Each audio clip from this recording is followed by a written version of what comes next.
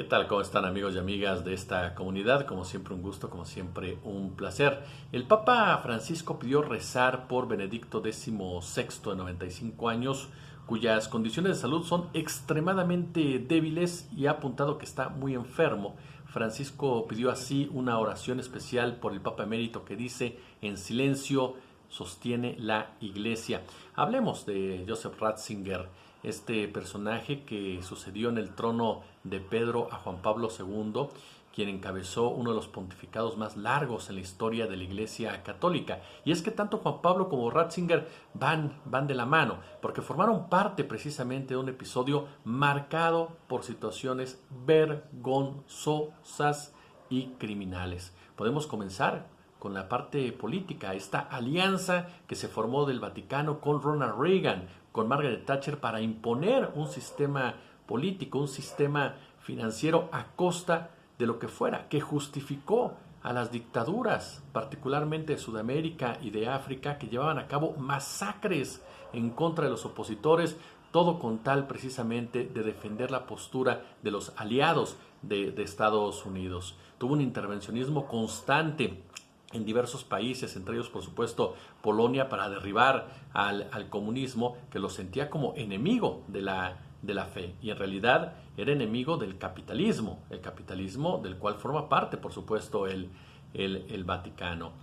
No podemos dejar de lado también por supuesto la persecución en contra de los sacerdotes que abrazaron la teoría de la liberación como una forma de expresar su doctrina. Ratzinger fue un comandante que no les dio tregua, que expulsó, que silenció, que alejó a aquellos que no aceptaron plegarse a las órdenes que daba Juan Pablo II, y de las cuales Ratzinger era el principal ejecutor.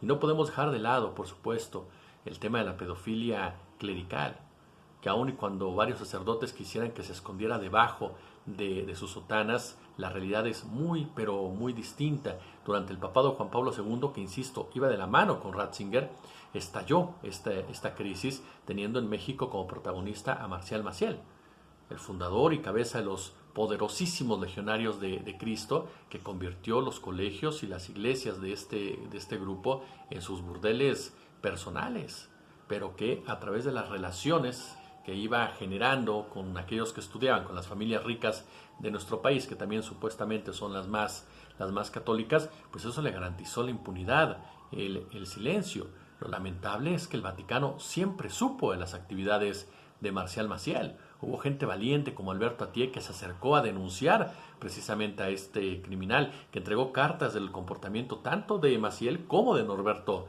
Rivera. Y Ratzinger fue el encargado de evitar que esas cartas pudieran convertirse en actos de justicia. Es cierto que después él, al frente de la Iglesia Católica, sancionó a Maciel, pero el daño ya estaba hecho.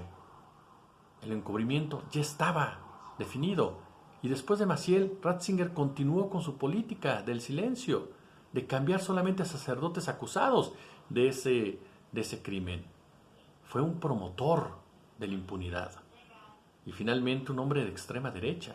Es cierto que durante su juventud se vinculó con las juventudes hitlerianas. Hay gente que dice que son pecados de juventud.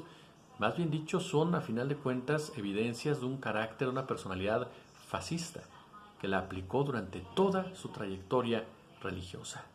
Ese es Joseph Ratzinger, el rostro de un episodio sumamente oscuro de la Iglesia Católica en el mundo. Como siempre un gusto, como siempre un placer. Gracias por compartir el video, gracias por sus likes, gracias por sus comentarios.